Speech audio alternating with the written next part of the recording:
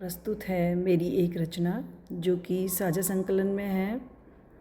ममत्व साझा संकलन में मेरी रचना है और वो है माँ पर। कि माँ तुम ममता की मूरत हो, तुम ही ईश्वर का अवतार। माँ तुम ममता की मूरत हो, तुम ही ईश्वर का अवतार। जग में क्या ढूंढूं मैं, तुम ही सारा संसार।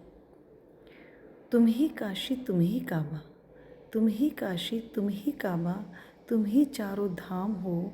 माँ तुम ममता की मूरत हो, तुम ही ईश्वर का अवतार।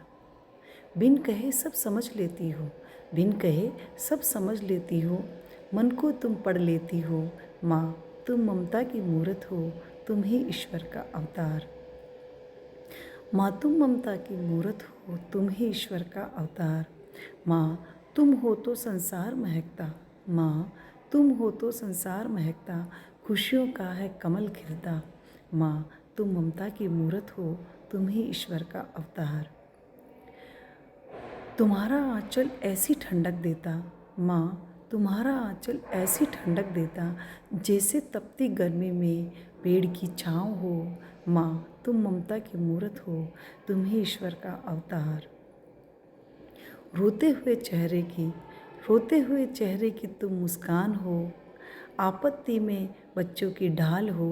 माँ तुम ममता की मूरत हो, तुम ही ईश्वर का अवतार। माँ तुम ममता की मूरत हो, तुम ही ईश्वर का अवतार। माँ तुम ममता की मूरत हो, तुम ही ईश्वर का अवतार। राधे राधे।